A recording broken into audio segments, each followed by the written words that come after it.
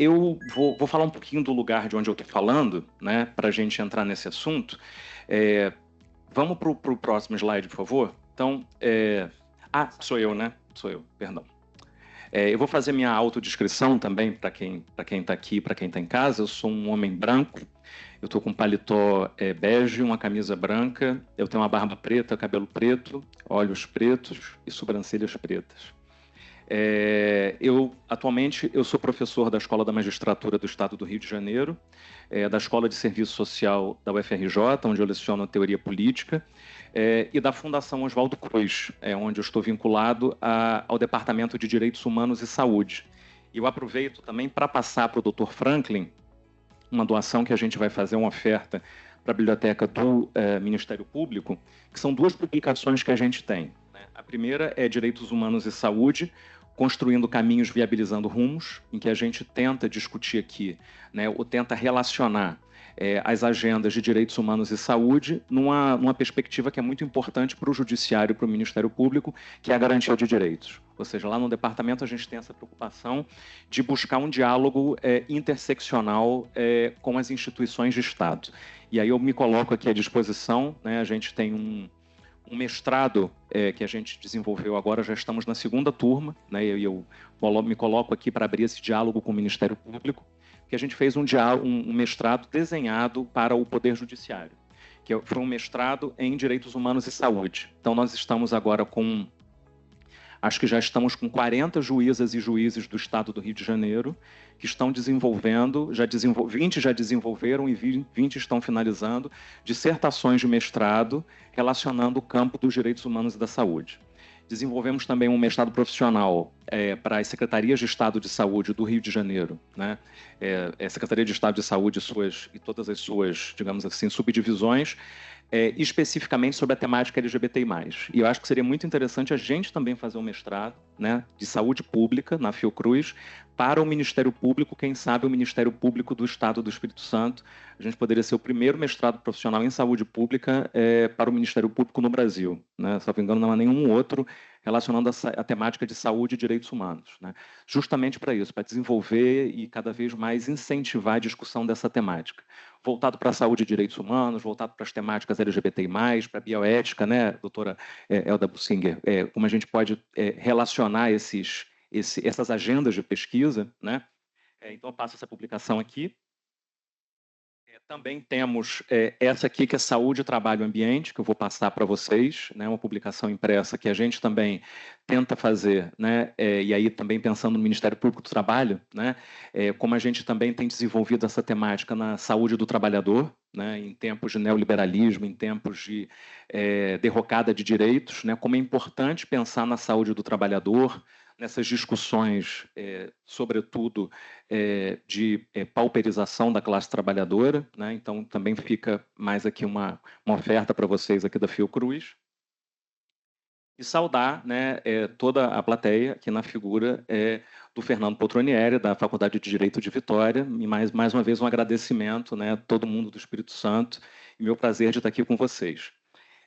Eu tenho feito lá na Fiocruz, a gente tem discutido, né, essa temática do mestrado profissional, e minha área de atuação tem sido a área de direitos humanos e saúde, direitos humanos e saúde e cidadania, né?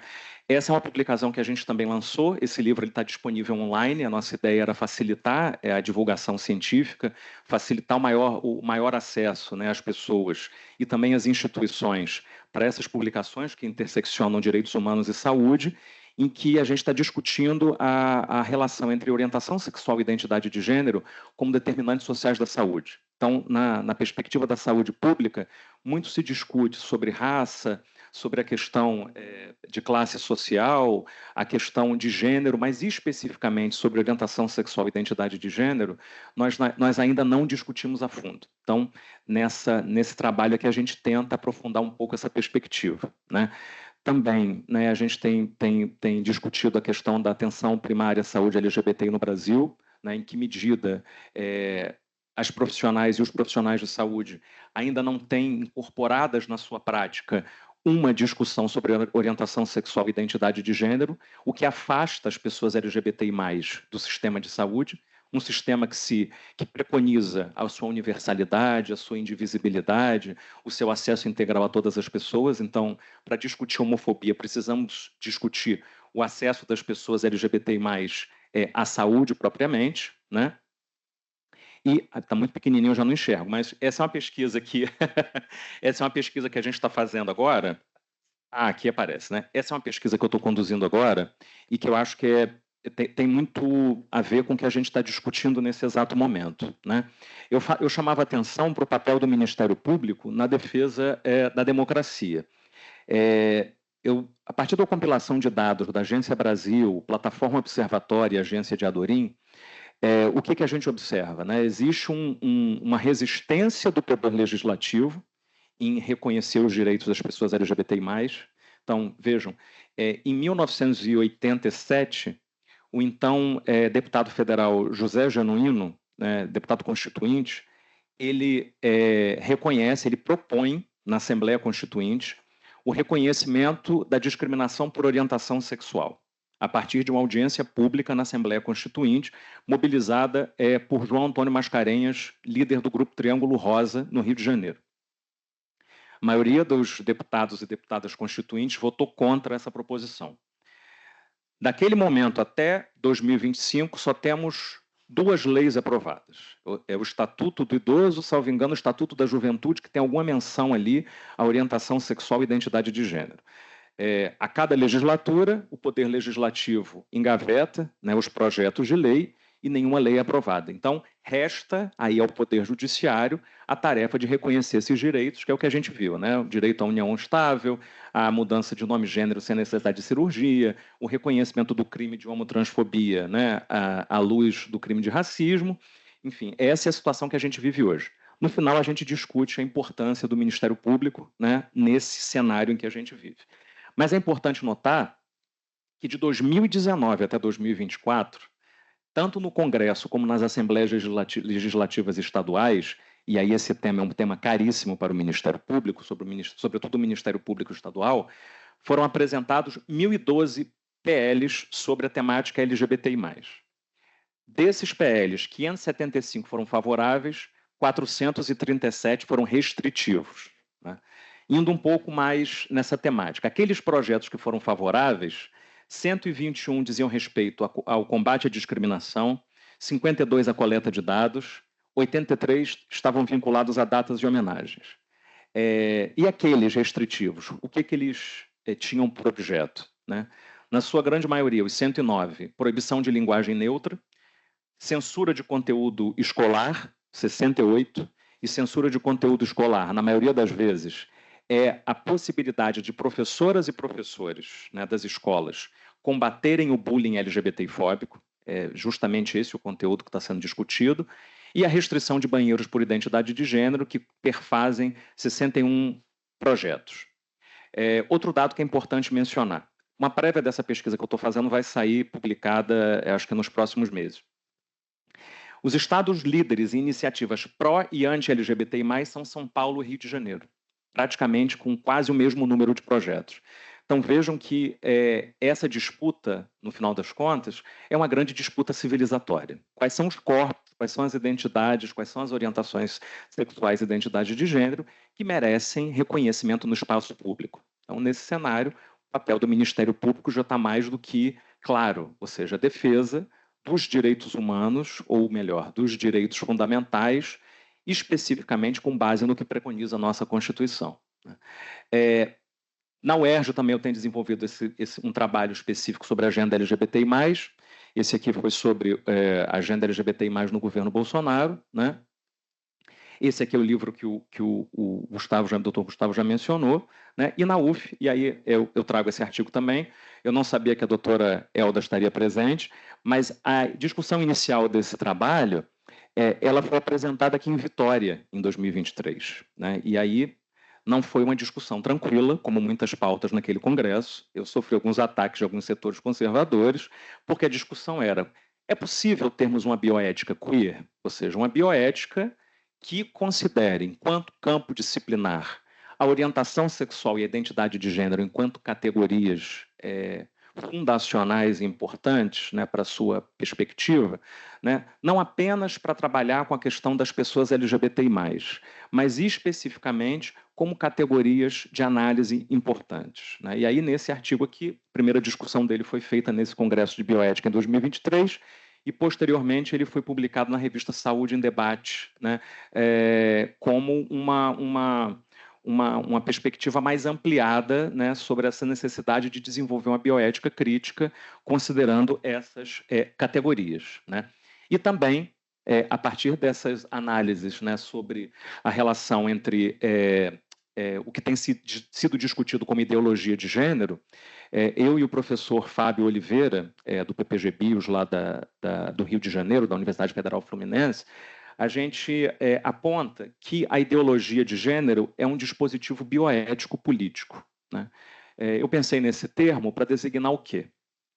Aquilo que tem sido chamado de ideologia de gênero, no final das contas, é uma crítica ao debate sobre as teorias de gênero, sobre gênero numa perspectiva ampliada, ou seja, gênero que não se resume ao sexo biológico, mas que contempla também as pessoas travestis e transexuais.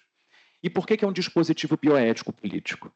Porque ele se consiste, né, a partir das perspectivas do Foucault, por exemplo, de diversos discursos e diversas categorias que tentam definir quais são os corpos, quais são as pessoas que merecem estar no espaço público e quais não.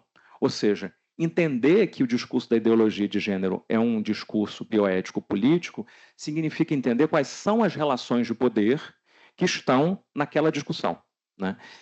Então, essa é uma proposta que eu apresento e compartilho com vocês, e mais recentemente esse aqui, né, sobre a ofensiva contra os direitos LGBTI+, na Hungria e na Polônia, né?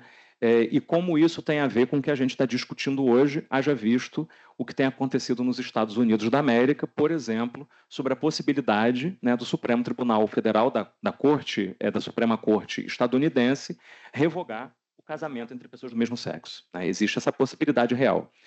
Diferente de outros países, né, o Brasil e Estados Unidos da América são países que têm o reconhecimento desses direitos via Suprema Corte, ou seja, basta uma mudança na composição, uma nova ação, e esses direitos eles podem retroagir naquilo que a gente tem chamado de backlash. Então, eu tenho um artigo que eu gosto muito, né, e a gente vai discutir hoje sobre homofobia, e eu gosto muito desse trabalho do Daniel Welser-Lang, um trabalho já antigo, que se chama Construção do Masculino, Dominação das Mulheres e Homofobia, em que ele tenta, de alguma forma, traduzir ou relacionar a homofobia com a misoginia, né? Então, resumindo um pouco o que o Welser-Lang vai dizer, o heterossexismo seria a norma que seria a norma padrão para todas as pessoas serem identificadas na sociedade. Ou seja, as pessoas, né, que não são heterossexuais, portanto, elas são desviantes dessa norma. E aí existem dois caminhos, né? Ou a patologização ou a criminalização, né? Não à toa, as pessoas LGBTI+, historicamente, né, ou foram patologizadas, né, ou foram criminalizadas. Não tem muito tempo, menos de 100 anos, as pessoas homossexuais também ficavam confinadas, por exemplo, no Hospital Psiquiátrico de Barbacena ou no Hospital dos Alienados, no Rio de Janeiro, né? Assim como eram criminalizadas, né, por crime de vadiagem, por exemplo. Esse era um crime aberto, em que as pessoas LGBTI+, eram tipificadas dessa forma, assim como as pessoas do candomblé e da Umbanda, assim como os capoeiristas. Havia no Rio de Janeiro um sambista, salvo engano, foi o Donga, que compôs o primeiro samba, pelo telefone, em que ele, certa vez, tocou no aniversário do senador Pinheiro Machado, no Rio de Janeiro, e o senador Pinheiro Machado perguntou a ele, como é que eu posso, né, retribuir esse favor que você me fez? E ele falou assim, o senhor poderia assinar no meu bandolim, né, no instrumento dele? E o senador Pinheiro Machado assinou. Então, todas as vezes que a polícia chegava, o Donga mostrava o bandolim assinado pelo senador Pinheiro Machado, e aquilo era um salvo-conduto, né? Porque tanto o Donga como Madame Satã, como capoeiristas, como pessoas adeptas do candomblé e da Umbanda, eram presas pelo crime de vadiagem.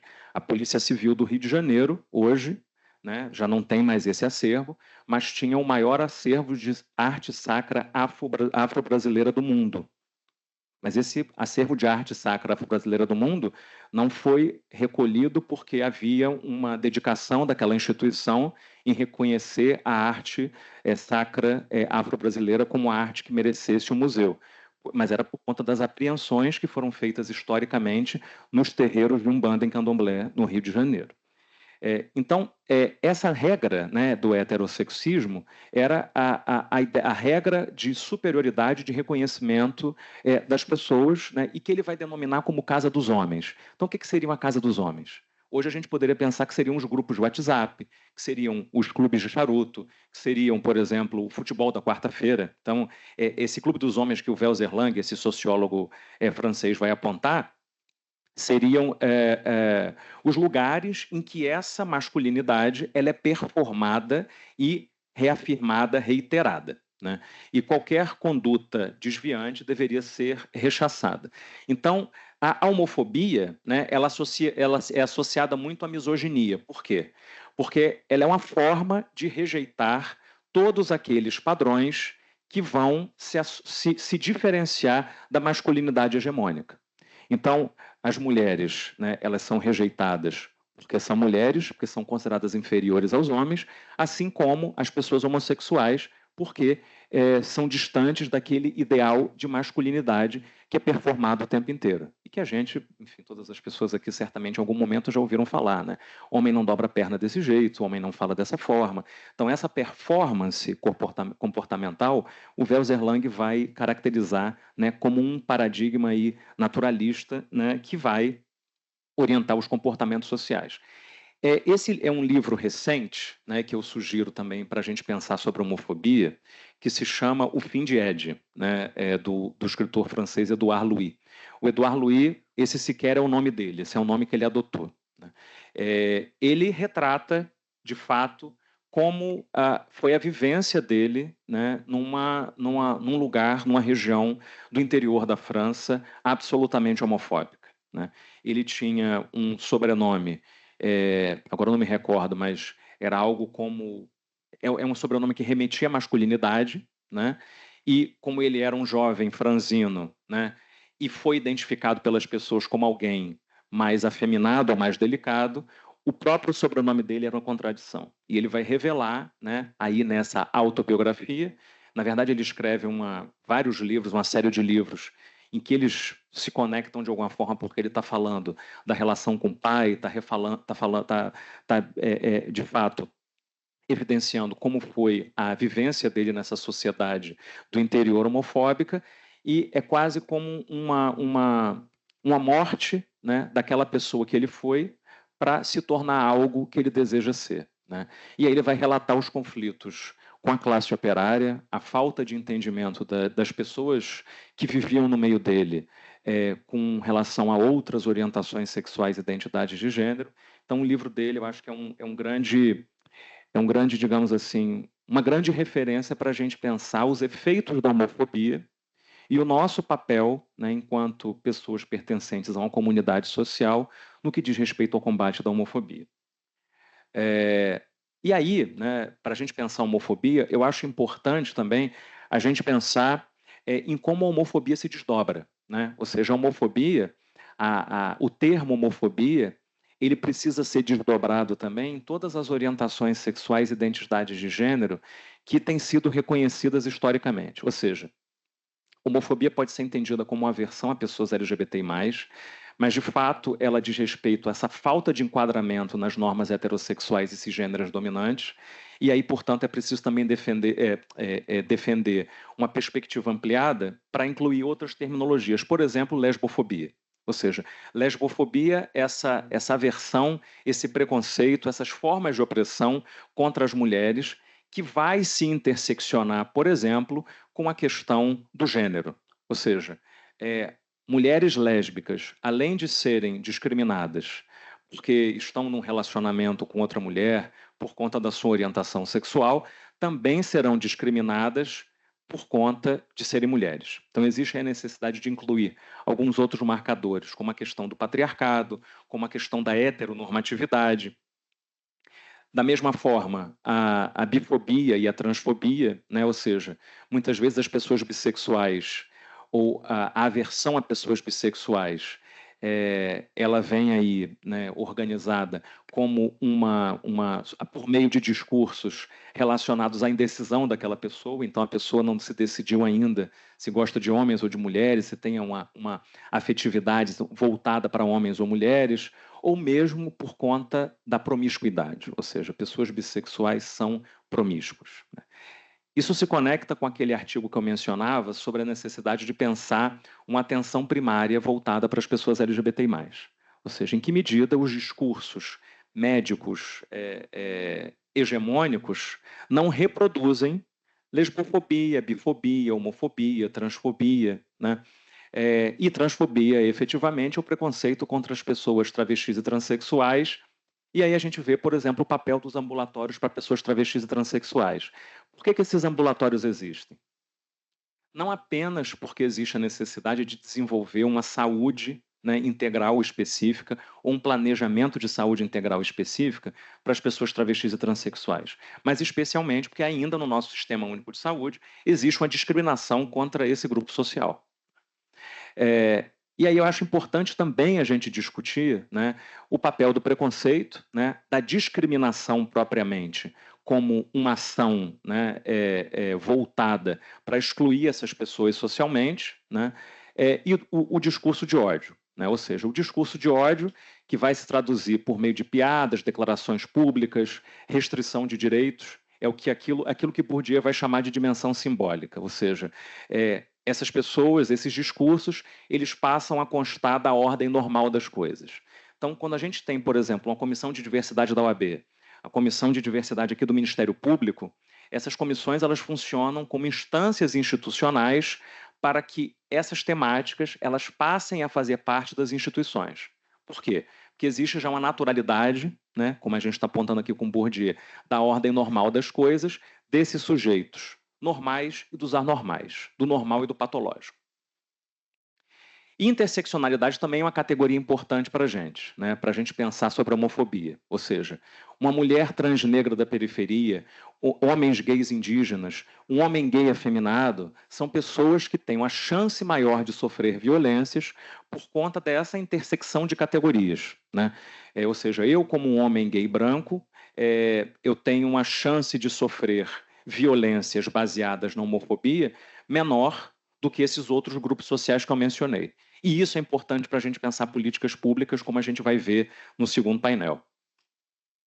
Então, como a Kimberly Crenshaw, a partir do feminismo negro interseccional, está apontando, e que eu tento resumir aqui, né, a interseccionalidade não é mera soma de opressões, mas um entrelaçamento que produz vulnerabilidades específicas, como eu já havia mencionado.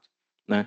E quais são os impactos? Ou seja, a gente tem, a partir de alguns estudos que têm sido produzidos, tanto no âmbito dos direitos humanos como da saúde coletiva e também da bioética, o que a gente tem visto, né, são impactos na saúde mental, ou seja, pessoas idosas LGBTI+, e jovens LGBTI+, têm tido um grau muito mais alto, né, de depressão, de ideação suicida, né? O doutor Francisco mencionou que se havia discutido saúde mental na semana passada. Né?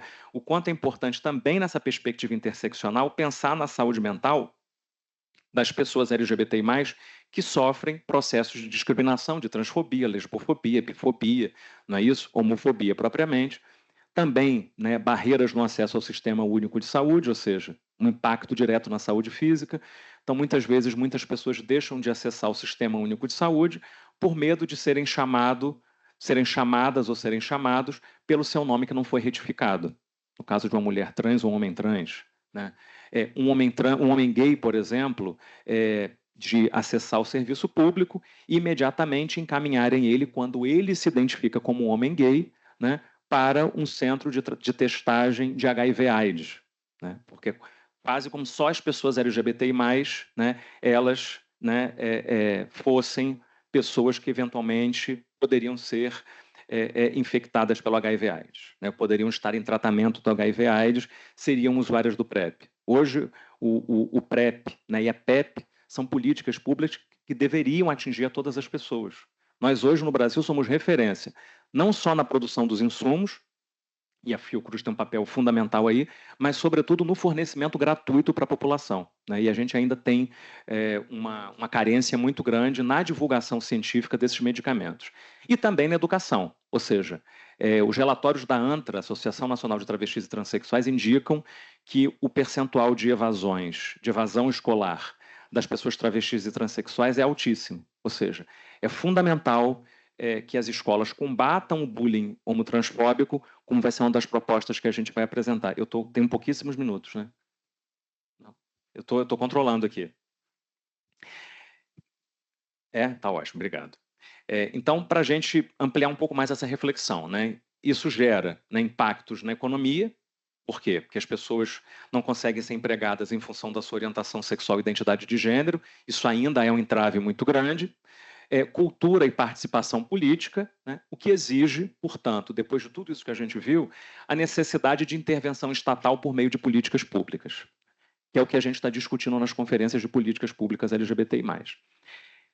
Há uma pesquisa que está circulando, e eu trago ela aqui porque ela é super importante, que é uma pesquisa que foi encomendada ao Ministério de Direitos Humanos e Cidadania pelo Banco Mundial, que ela está para ser preenchida até o final de setembro. Então, eu peço aqui, reforço que todas as pessoas LGBTI+, preencham essa pesquisa, que ela vai tentar estimar o custo econômico da exclusão das pessoas LGBTI+, no Brasil, né? Ou seja, qual é o impacto desse custo econômico, né, com base na orientação sexual, identidade de gênero e expressão de gênero. O que a gente observa, por exemplo, na parada LGBTI+, de São Paulo, é que quando esse evento leva quase 4 milhões de pessoas, né, em 3, 4 dias para uma cidade, isso tem um impacto, né, naquele lugar, não apenas no que diz respeito à afirmação da cidadania, mas especialmente para a rede hoteleira, para a rede de restaurantes, para a economia local, né? Ou seja, tem um impacto político e social e cultural, mas também tem um impacto econômico. Agora, por outro lado, qual é o impacto econômico dessa exclusão? Então, esse aqui é o link dessa pesquisa, é uma pesquisa que demora mais ou menos 25 a 30 minutos para ser preenchida. Eu tenho a impressão que só pessoas LGBTI+, mas depois quem quiser dar uma olhada para ver se todas as pessoas podem preencher, né? Posso estar falando uma informação aqui inverídica. Mas essa pesquisa, ela tenta quantificar esse custo da exclusão. E qual é essa proposta? Por que quantificar o custo da exclusão? Porque somente a partir desses dados é que é possível produzir políticas públicas. Gestoras e gestores públicos, pessoas da sociedade civil e academia, certamente têm consenso na perspectiva de que só é possível produzir políticas públicas se temos dados. Ou seja, quando a gente observa que a cada mais ou menos 5 horas uma pessoa LGBTI+ é agredida, né, é preciso construir políticas públicas voltadas para a educação, voltadas para a saúde e para a segurança, né? Mas é preciso produzir dados todos os anos para suportar essas políticas públicas. Então, de alguma forma, essa pesquisa tenta dar suporte para essa perspectiva, né? Ou seja, qual é o papel aí do sistema de justiça? O sistema de justiça, no Brasil especificamente, tem tentado, né, punir ou criminalizar a manifestação da homofobia por meio da ofensa verbal, por meio da violência simbólica, por meio das agressões físicas, né?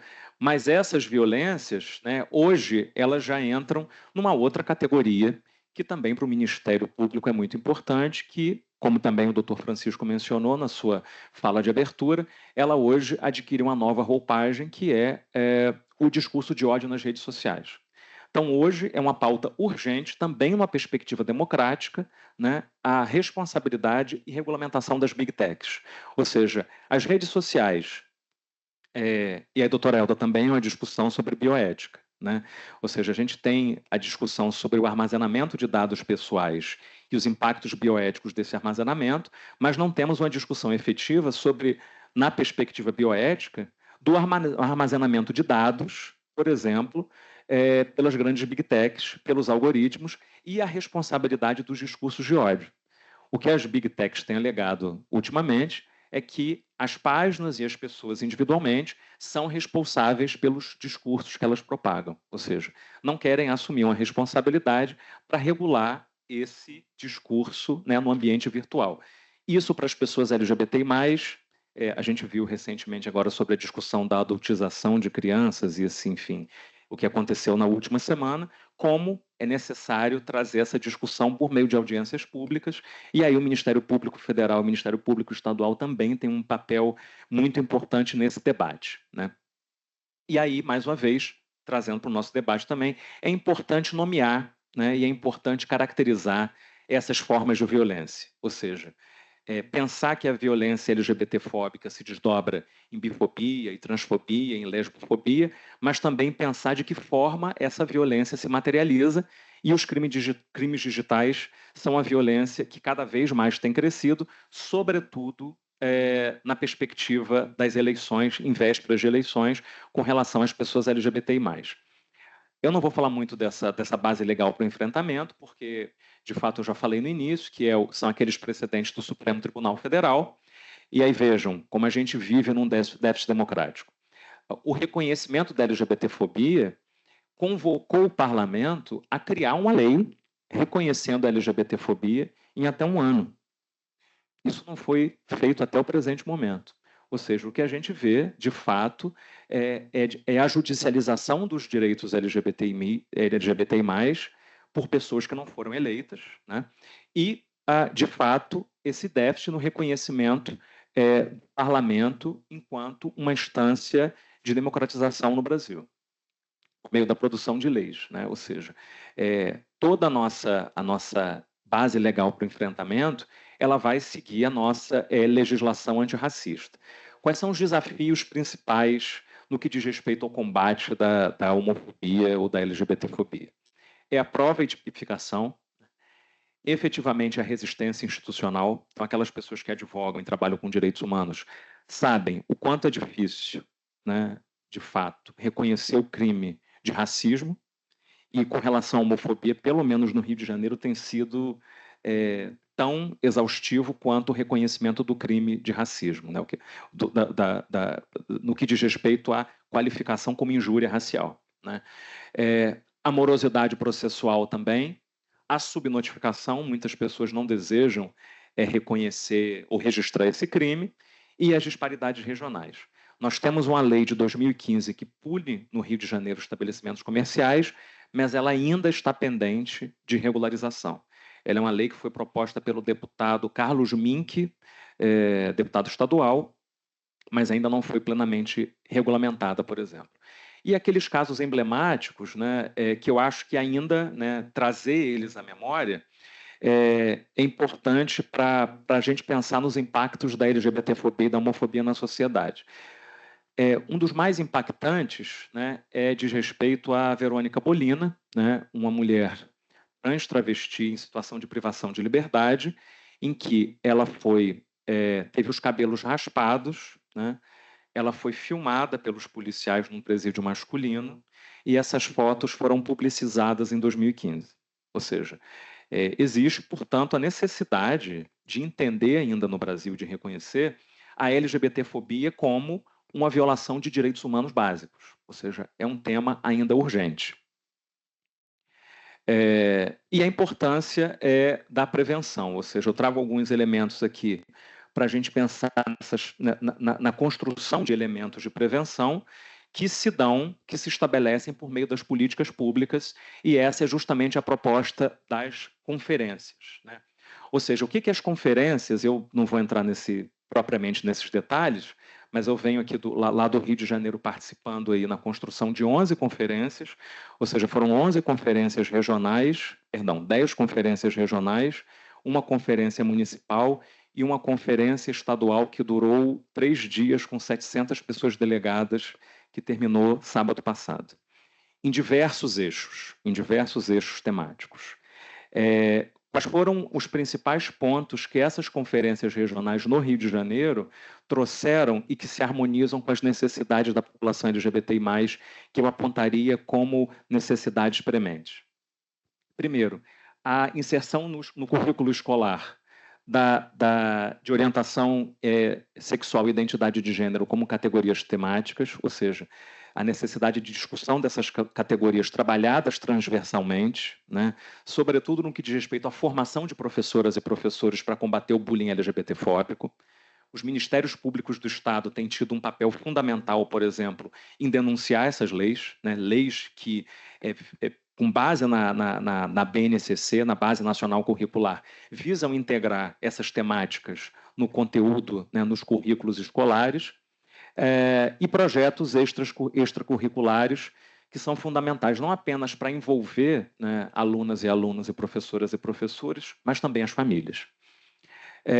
E aí, de fato, a atuação institucional. Isso é algo que nos últimos anos, desde a última conferência, há 11 anos atrás, nós vemos percebendo, tanto enquanto professor, como advogado e presidente da Comissão da Diversidade da OAB lá do Rio de Janeiro, a necessidade das promotorias especializadas dos ministérios públicos, das defensorias com núcleos LGBTI+, delegacias especializadas no atendimento à diversidade. No Rio nós temos a DECRAD, né, que é de crimes raciais, por exemplo, os centros de referência LGBTI+, e o Rio de Janeiro tem o Rio LGBTfobia, que é um centro estatal que tem resistido bravamente, a capacitação de agentes públicos, né, no que diz respeito à formação contínua em diversidade sexual e direitos humanos, e a articulação intersetorial, que eu acho que é a grande, digamos assim, a grande tarefa para as instituições. Ou seja, a Comissão de Diversidade aqui do Ministério Público do Espírito Santo, dialogar, por exemplo, com a OAB, com a Secretaria de Estado de Segurança Pública, com a Secretaria de Estado de Educação, com a Secretaria de Estado de Saúde, de Assistência Social, né, de Direitos Humanos, para quê? Para respostas rápidas e coordenadas. Como é que nós podemos, por exemplo, construir canais para denunciar os crimes de LGBTfobia envolvendo essas instituições? Onde começa e onde se inicia o papel das delegacias, do Ministério Público? Ou seja, é necessário em todos os nossos os estados da federação no Brasil levar para a população o conhecimento sobre o papel das instituições, ou seja, o papel das instituições no combate à homofobia por meio da sua atuação institucional. E aí eu sugiro, né, uma atuação intersetorial, mas mais do que isso, eu acho que é uma atuação interinstitucional. Então, a gente tem lá no Rio de Janeiro, por exemplo, um diálogo muito bom com a doutora Patrícia Carvão, do Ministério Público do Estado, que trabalha diretamente com as questões de crimes homofóbicos. E o que a gente percebeu, por exemplo, foi que muitas denúncias elas iam para o programa Rio Sem LGBTfobia, mas não chegavam nem à Defensoria e sequer ao Ministério Público. Então, nós agora estamos com um trabalho muito interessante de tentar construir canais, né, de publicização do Ministério Público como instância onde os crimes LGBTfóbicos podem ser denunciados. E aí eu acho que esse diálogo, né, por meio de eventos como esse que a gente está fazendo aqui, por meio de reuniões intersetoriais, no sentido de cada vez mais capacitar os agentes e as agentes que trabalham na administração pública, né? E finalizando, né, as conferências, elas são fundamentais para a garantia de todos esses direitos que a gente mencionou. Por quê? Porque elas são espaços em que a sociedade civil, de fato, consegue levar ao conhecimento do poder público as principais demandas daquele setor, seja da saúde, seja das pessoas LGBTI+. Então, a gente vai ter, por exemplo, agora na Conferência Nacional em outubro, e eu vou como delegado, e algumas pessoas aqui também vão, né, que vão falar depois de mim, em que a gente vai ter esse espaço para discutir essas políticas. Ou seja, nacionalmente, depois de todo esse diálogo que aconteceu nos estados, o que nós queremos enquanto política pública para a população LGBTI+. Eu trago um diagnóstico aqui do Rio de Janeiro, né, que eu acho que mostra o quanto ainda a gente precisa avançar nessa temática. Porque as discussões que nós estamos fazendo, que nós finalizamos no último sábado, são praticamente as mesmas discussões de 11 anos atrás.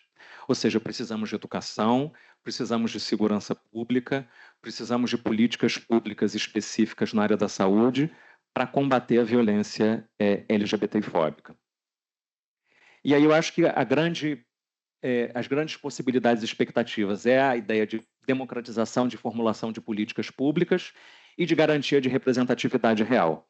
Como é que nós podemos, para pensar o combate à homofobia, né, pensar talvez, mais no papel do Ministério Público, mais no papel do Poder Executivo, e especialmente num contexto em que o parlamento se mostra como uma instância ainda não receptiva para a agenda LGBTI+.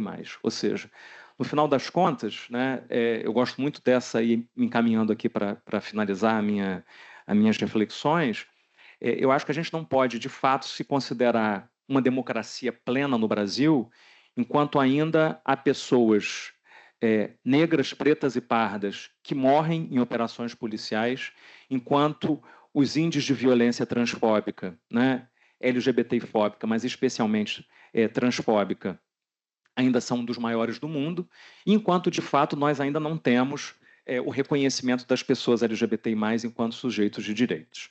É isso. Muito obrigado mais uma vez, é um prazer estar aqui com vocês.